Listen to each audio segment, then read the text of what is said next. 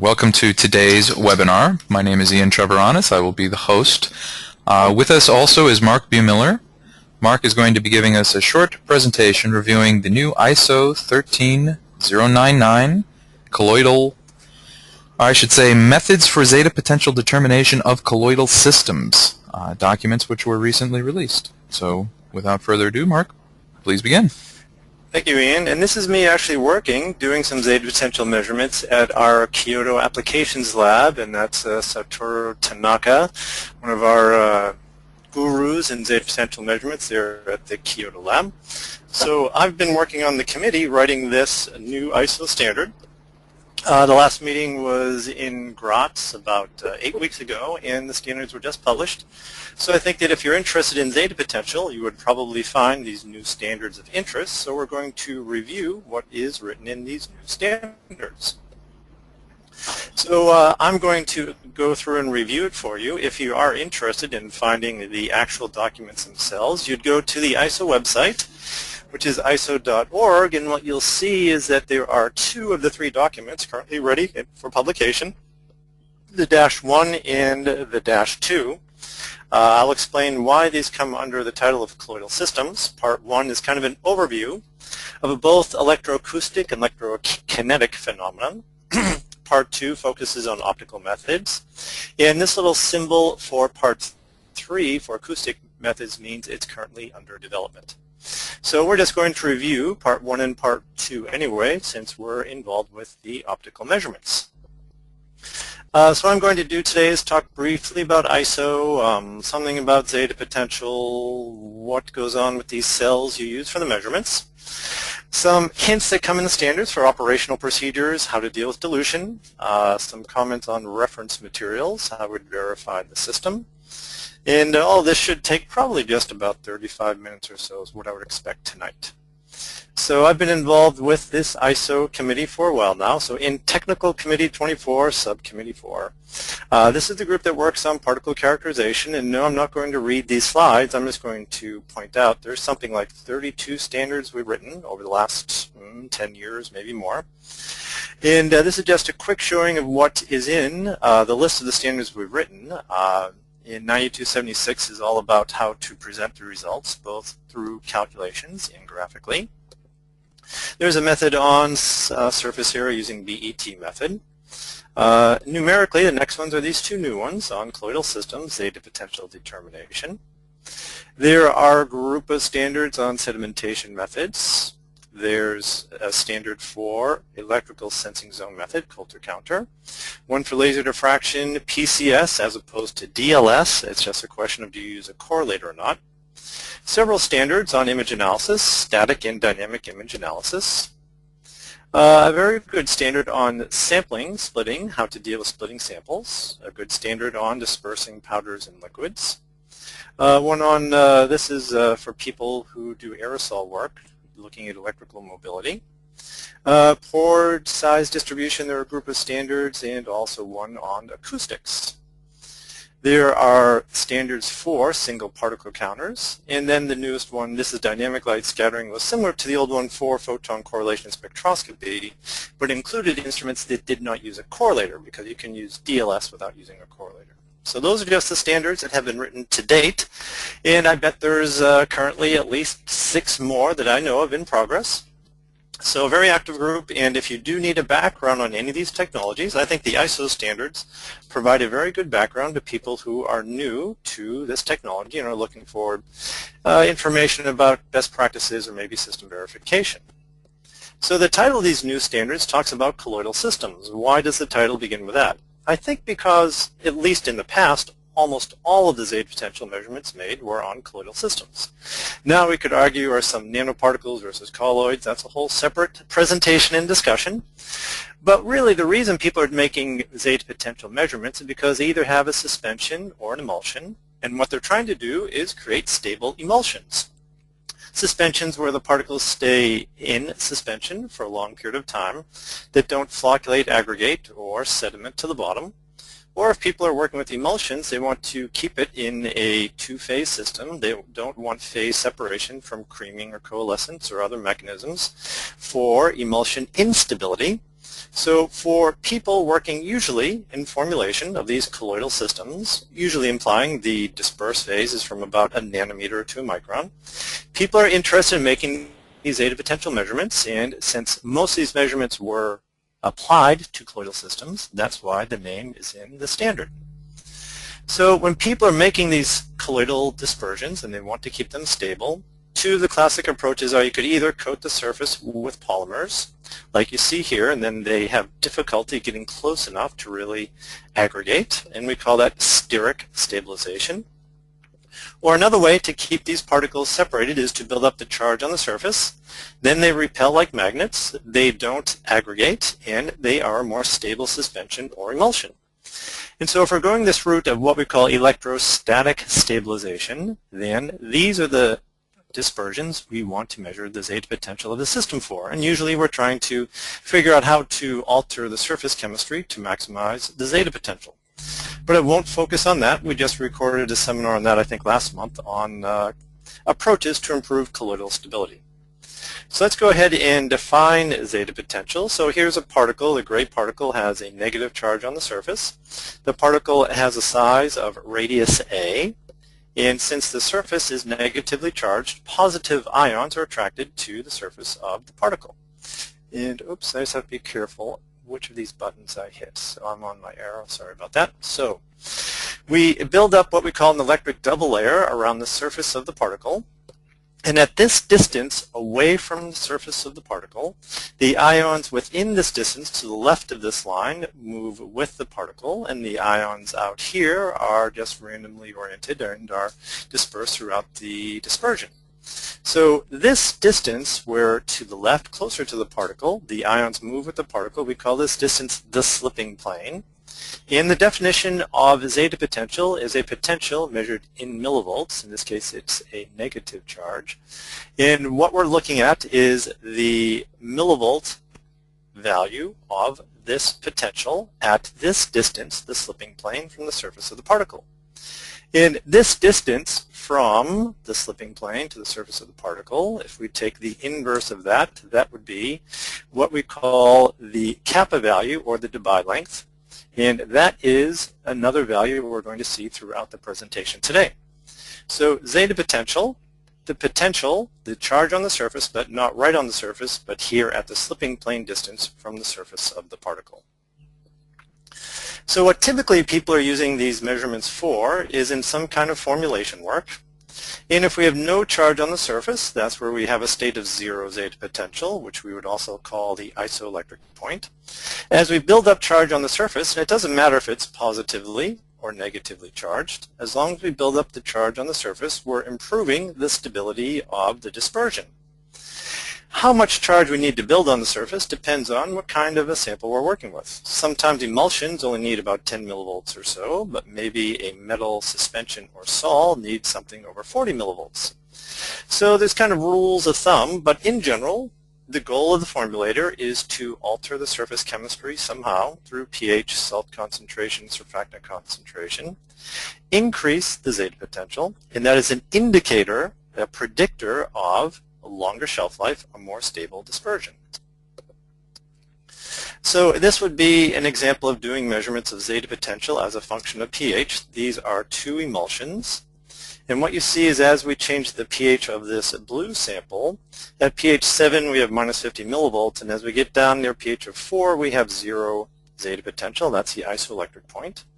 And that's part of what people might be using a zeta potential analyzer for, is to determine the isoelectric point for their dispersions. This is a picture of our instrument over here that does zeta potential and particle size. This is the SZ100 over here. And you can either do these kinds of titrations manually or automatically using the titrator that you see here. So that's some common applications for measuring zeta potential, but we're not here to talk about applications tonight or colloidal stability. We have presentations on these topics. But generally what the formulator is doing is trying to avoid the isoelectric point, because here near the isoelectric point we start seeing aggregation forming. Here at pH 7, where we have a higher zeta potential, we have this nice single peak, maybe down at 200 nanometers or so. But when we approach the isoelectric point, we have the original peak at 200 nanometers, but then the aggregates appearing, and this is probably indicating the onset of phase separation. So those are some reasons why we might be measuring zeta potential. Let's switch over now to making the actual measurements. And in the first part of the standard, it actually talks about both the electroacoustic and the electrophoretic mechanisms for measuring zeta potential. It talks about the three typical ways for doing these measurements. Two of them are optical. You could build a cell where you apply an electric field, and if not directly, you can indirectly measure the velocity of the particles. You can observe that velocity using a microscope, and from that information you could calculate zeta potential. An instrument like the SZ100 uses electrophoretic light scattering. I will describe how that works. You place a sample in a cell, we create the electric field, we measure the light scattering from the motion of the particles, we calculate zeta potential. And there's acoustic techniques. This is just showing a handheld probe that, when in contact with a suspension, sends out an acoustic wave, looks at the buildup of a small, you can think of it as a circuit, a current loop, due to the dipole that builds up on the surface of the particles directly in front of this metal rod here. So people use acoustics sometimes more often for measuring concentrated dispersions where you have a lot of sample. That's where people sometimes consider using acoustics. So how are we going to take the measurements? And now I'm going to tell you we're going to switch to showing some diagrams from the ISO standard. And when you see something here that says Figure 1 Part 2, so that's implying this is the ISO standard Part 2 and is Figure 1 from that standard, just so I make proper use of my references here. But when we're using electrophoretic light scattering, this is the basic schematic of what happens for the measurement. We place the sample in a cell, we apply an electric field, and we look at which direction the particles move in. The direction the particles move in tell us are they positively or negatively charged. And we look at the speed the particles move in, and the speed tells us about the magnitude of the charge. And with the SZ100, basically we're measuring the Doppler shift from the motion of these particles as we bring a light source and we have a detector to look at the electrophoretic light scattering from the motion of these particles. So that's the basics of how we're going to perform this measurement. Apply an electric field, measure the motion of the particles. On the left you see Figure 3 from Part 2 of the ISO standard, where it talks about here is an optical configuration. You have a cell, you have a light source, you probably take a laser beam and you split the laser beam. You get the light scattering from the particles on a detector. That probably feeds into some kind of a processor or an autocorrelator, and you take the measurement. You'll see an extremely similar diagram to the right, which comes from the HORIBA material for describing the SZ100. We have a light source. We split the laser beam. We have a beam that goes through the sample. The scattered light from the particles come towards this detector. And also this split beam, which we modulate, merges with the scattered light at the detector. That's why we call this heterodyne scattering in a reference beam mode. And that's the approach we use for the SZ100. It's a light scattering approach using a reference beam method at 17 degrees is how we're doing the measurement. So let's take a closer look at what goes on in terms of the light is interacting with the particles. We've created this electric field. The particles are moving. We have a light source with a certain frequency. After it experiences the motion of the particles, that frequency shifts a bit. So we have this Doppler shift. These equations come directly from the format used in the ISO standard, as opposed to, there may be a slight difference or two with the equations used in our software. It's just a question of how you use the constants really, but the methodology is all the same. What we do is we measure this frequency shift. Using this equation, we're going to calculate the electrophoretic mobility. That's the actual value we measure, is the mobility. And then we use this equation to get from mobility to this funny looking character is actually zeta potential. So we measure mobility and then we calculate zeta potential. In order to do this, we need to know some of the properties of the system. You know, the wavelength is fixed. We designed the instrument. It might be good to know refractive index, the dielectric permittivity. We need to know the viscosity. And there's a function here, kappa A, and I'm going to describe that in just a moment. Everything else is a constant, but one part of this equation is actually not a constant, but it is a function. So here is this same equation. And what we're going to do is talk about this equation of this relationship, actually the ratio of kappa A. So I defined earlier the diameter of the particle is radius A. And then the distance from the surface of the particle to the slipping plane, we call it the Debye length. But instead of just calling it a length, we actually look at the inverse. Because when we multiply A times kappa, which is an inverse, we get a number close to 1, or 1, when the radius of the particle is equal to the Debye length. So it's really a function here to describe what happens. Do we have a larger particle or do we have a larger Debye length? What is the ratio of the Debye length to the radius of the particle? Now, very often we'll have a thin double layer compared to the radius of the particle. That's the depiction you see here. That's Smolakowski, and that, for instance, may be the default of most software programs using electrophoretic light scattering. But you can reach in and use the Huckel approximation where this function kappa A is close to 1. The Smolakowski is where it's much greater than 1. Or it is possible, maybe with some extreme samples, where kappa A is much less than 1.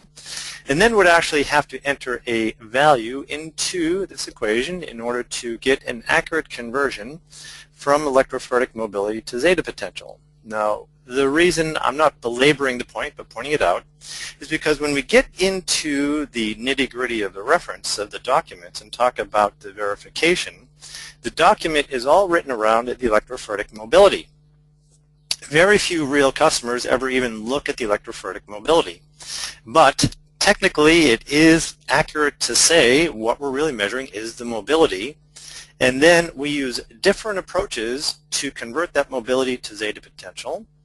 And that conversion from mobility to zeta potential may be more or less accurate or well-founded depending on did we make smart decisions in choosing Smolakowski, Huckel, or some other value here. So that said, 98.9% of the customers I know just deal with zeta potential. But the mobility is the true measurement of the technique. So in the software, this is showing the software of the SZ100.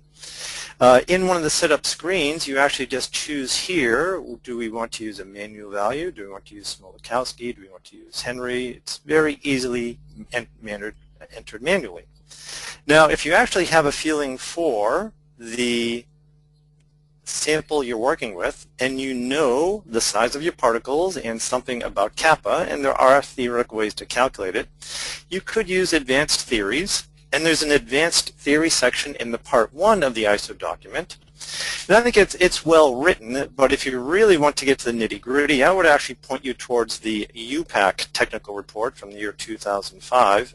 I think does a better job of describing the differences between Smolakowski, Henry, and O'Brien-White. So as you take mobility on the y-axis and you convert that to zeta potential on the x-axis, rather than looking at a long list of equations, this just gives you a graphical feel for what could be other approaches for that conversion from mobility to zeta potential and what would be the effect of choosing one of these more advanced theories. The majority of the customers I know, just leave it set at Smolakowski, might use Henry if they know something about it. And then if they know their system well and are very familiar with other theoretical approaches such as O'Brien-White theory, then they enter their own value. But the average customer just leaves that set at Smolakowski. So let's dig this into the next level of detail for how we're going to take the measurement. This diagram actually comes from, this is figure 6 from part 2. What happens here is when we take the measurement, the first thing we do is we measure the conductivity of the system. Then once we know the conductivity of the system, we choose, usually automatically, how large of an electric field will we apply. You can just let the system choose that automatically, or manually you might say I want to add a little more electric field to get more signal, or I want to be more careful with my sample. This is a delicate sample. Most people leave that on automatic. We apply the electric field. We start taking the measurement. During the measurement, we're probably reversing that electric field at some rate. That might help reduce polarization of the electrodes, might help reduce some other effects as well. In extreme cases, some things like creation of bubbles on the surface or other. other mechanisms that may interfere with the measurement. But what happens is along the cell wall, the ions start flowing as well. And this flow of the ions, which we call electroosmosis, could potentially interfere with the motion of the particles. So in the past, I probably made my first Zeta potential measurements back around 1990. And we had very different cell designs then, and we actually had to be very careful to avoid this effect of electroosmotic flow interfering with the motion of the particles. But in the cells used in the SZ100, this comes from actually the HORIBA brochure probably for the SZ100. We talk about as we create this electric field and where we choose to do the measurement, we really minimize any interference from the electroosmotic flow. I'll have trouble pronouncing this as Gyrus type cells, avoids this problem. Several vendors use that, so it really isn't so much of an issue anymore. But the effect of electroosmotic flow is described in the ISO standard, and if you're interested in some theoretical background on that, it's available in one of those sections. So this is the cell we use in the SZ100. When we first started working on the design of this cell, we were actually using some gold-plated cells. I'm never sure if this shows up well enough. So these electrodes are gold-plated, but this actually looks kind of black. This looks gold up here, and this is black. And what would happen is if we measured certain samples, such as this is data from protein, which is a classic sample where there's Joule heating near the surface of the electrodes, and you might burn those cells onto the electrode. And when you see this discolor, you know you should throw away the cell. First of all, that's expensive. Secondly, then you don't really know where you're applying the electric field you thought you were during that measurement, and you question your results. So when we're doing work with proteins, and this is an isoelectric point determination for a protein that must be lysozyme, if it's turning positive over here. This is a 3.4 nanometer protein. Then using these gold-plated electrodes wasn't working so well. So HORIBA patented using carbon electrodes, as you see in the image on the right here.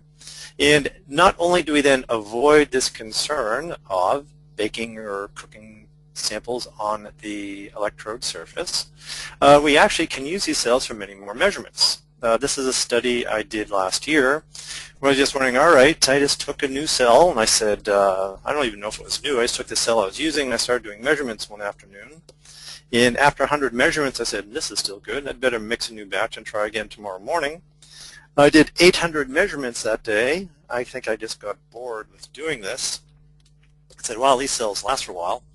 Then I took this cell on a demo trip I did to Hungary, I think, and made another 80 measurements with that cell. So this approach actually extends the lifetime of the cells and now makes it much easier to perform Zeta potential measurements on samples such as soft organic samples like proteins.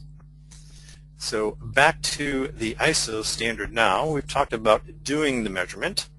Now, I had worked with writing this, and I'm just going to kind of give you what I think are probably the more interesting points for operational procedures that are mentioned in here.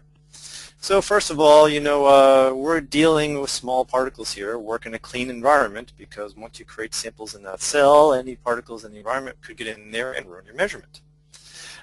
Make sure you know what kind of a cell you're using. I'll use a glass cell if I have to, but I'm happy using cheap disposable cells whenever I can, just because I don't like cleaning cells a whole lot. And if you're using plastic cells, make sure the chemicals you're using are compatible with those cells. If you're using a cell that isn't brand new, make sure you clean it before you take another sample in there. And when you're doing measurements, you should be visually watching as you inject the sample into the cell. You're looking for bubbles. But then hold up and look at your sample, and you see particles settling out. If you do, that's bad news. That's probably not a sample you should be trying to take Zeta potential measurements of. The next section describes the process of dilution. And of course, if we can get away with it, let's not dilute the sample, because Zeta potential is a function of the surface chemistry of our overall system. And if we dilute the sample, it's quite possible we're altering the surface chemistry, especially if we tried to dilute with DI water, which by definition means there's no ions in there, and we're measuring the ionic surface of the particle here. So let's try to avoid using DI water if we need to dilute. If we do dilution, what's recommended in the standard and in general is to do what would be called an equilibrium dilution, which basically means take the supernatant, the liquid in the sample, minus any particles, and use that for the measurement. So this is just a sample where we let all the particles settle out, but you know, if these are small particles, that could take 100 years. You might want to speed that up with a centrifuge so that you can then take the supernatant up here, which is the sample without any particles, and that is the ideal solution to use for dilution. Otherwise, we're basically saying just don't use DI water. At least use something like 0.1 molar potassium chloride. So here are some very helpful hints for people not familiar with making Zeta potential measurements on sample preparation. Okay, I have an instrument in my lab. On a regular basis, I should verify it. And in the section that begins on verification, it says basically it gives us these criteria of what we should use for a sample. Those should be stable and homogeneous.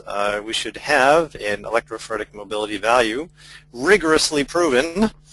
I'm not sure all vendors exactly show how rigorously they've proven their values, but that is our job if you're using a sample supplied by the vendor. We've measured it on probably a dozen plus instruments using a dozen operators, and we know what values we should get. And we should document how you should be doing this measurement. And if you need to dilute it or if you need to disperse it, it should be well documented. Now, what you don't see here is people just saying use a traceable standard. As Ian had mentioned at the beginning, there is only one NIST traceable standard, 1980, which we use. It's just not ideal in that it's not all that high of a potential. It's a positive potential as opposed to a negative. And just the general use of it is not ideal. So, but let's say we have this sample we're going to use. It probably was supplied with the instrument we bought. So I'm going to do a verification. How do I decide if my system is working properly? And now that the ISO standard is published, we can say, do I meet the expectations published in the ISO standard? Well, what I'm going to do is take the sample, prepare it using the procedure described, supplied with the instrument. I'm going to take 3 measurements, and if we're doing repeatability, then we're talking about the same sample. And we pass repeatability if the coefficient of variation of these 3 measurements is less than 10%. That assumes your mobility is greater than 2 times 10 to the minus 8 of these units. So this is written around mobility, but you know the average customer is doing Zeta potential measurements. And so what most customers do is convert that mobility to Zeta potential. And you know what? The conversion doesn't affect the repeatability whatsoever. So convert it to Zeta potential, and if your Zeta potential, if the coefficient of variation of those 3 measurements is under 10%, be happy, things look pretty good.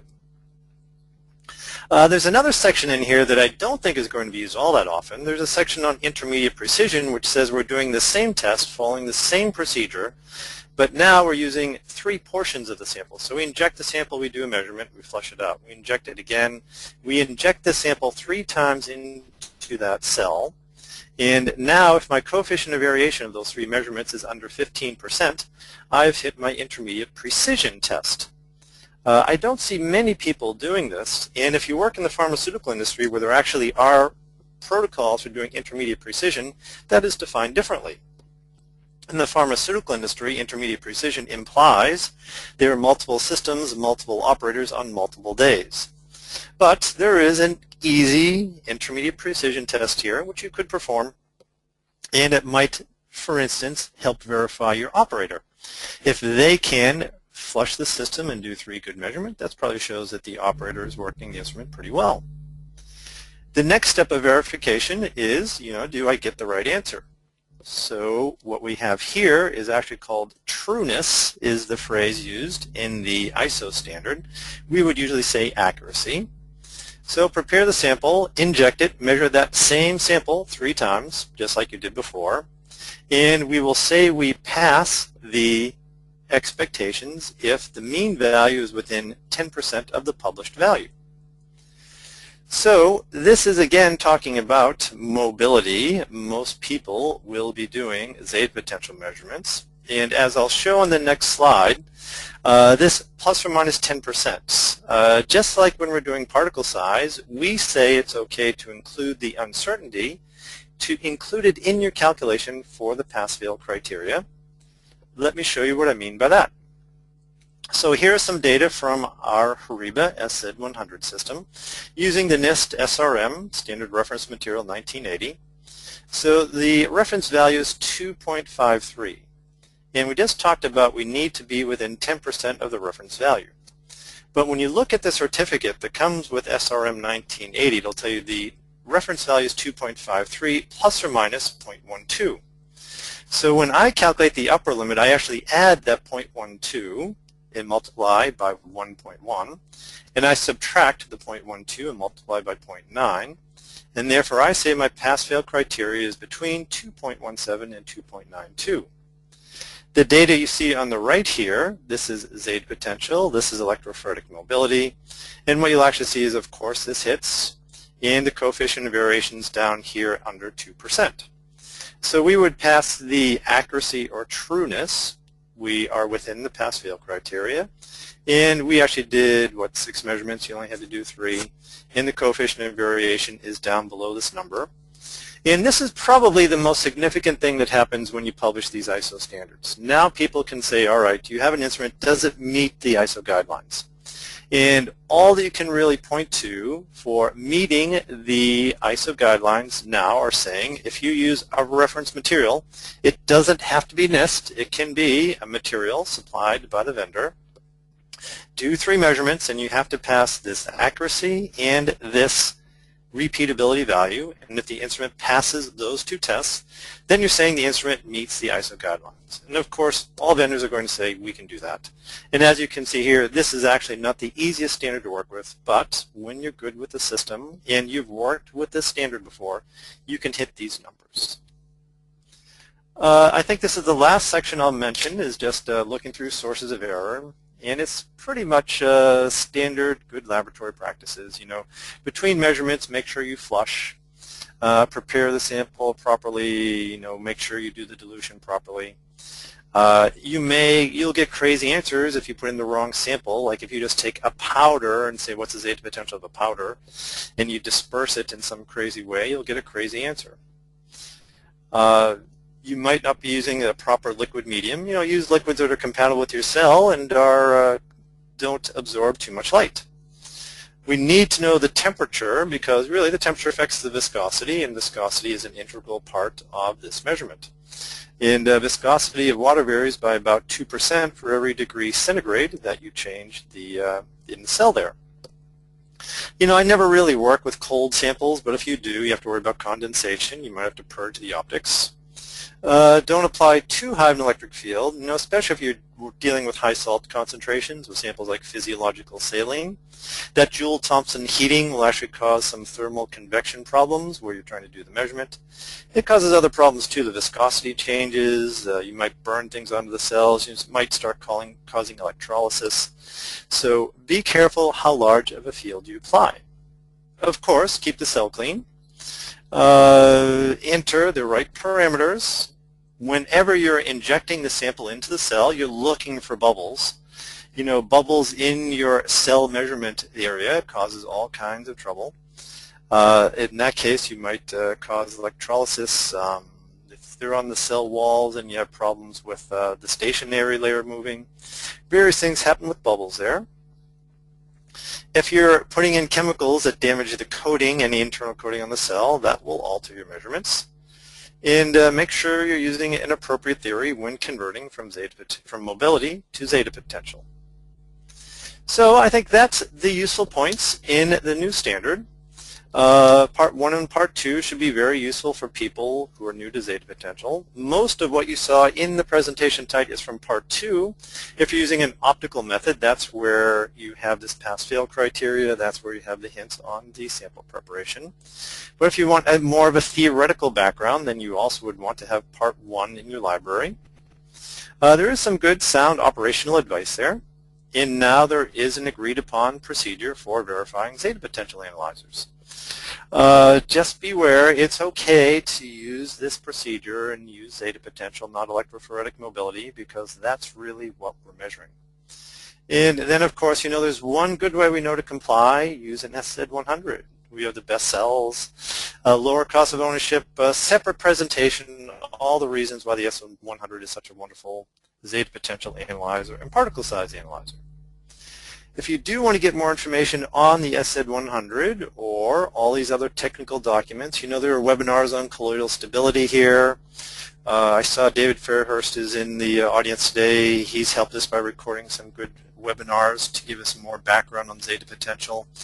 If you want to watch these recorded webinars, you need to register in the Download Center. And then you can get the slides from the older presentations, listen to the whole presentation, download the application notes on isoelectric point, etc. So if you need more information, we do recommend you register for the Download Center.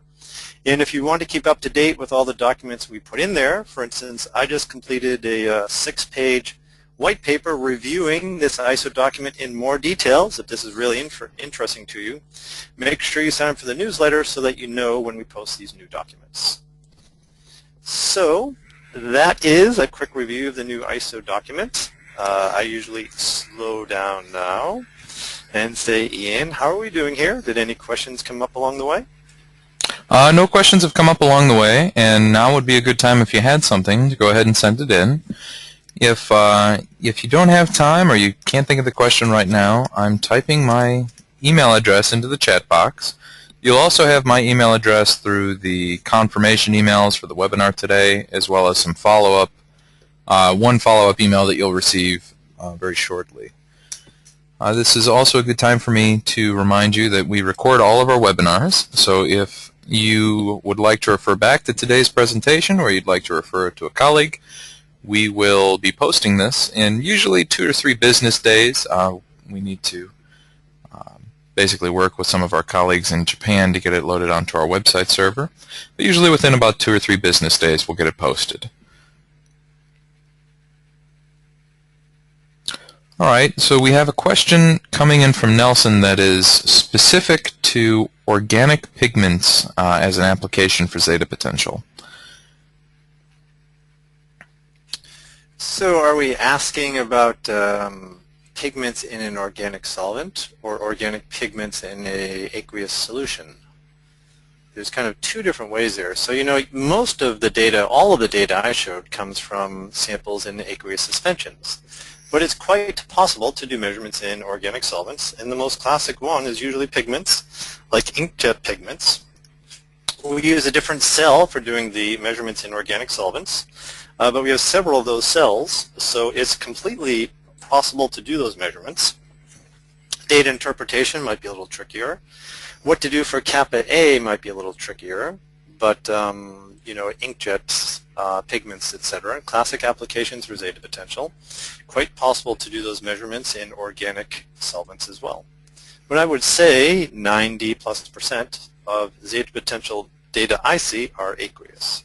And that's the case here. Nelson clarified it, that it is in an aqueous suspension. Oh, well then that's right in the range of usually fairly easy samples to work with. Standard cells, standard voltage, standard Smolakowski kappa A values is what you start with for your assumption for kappa A. So he was asking about the point of zero charge with respect to organic pigments in an aqueous dispersion.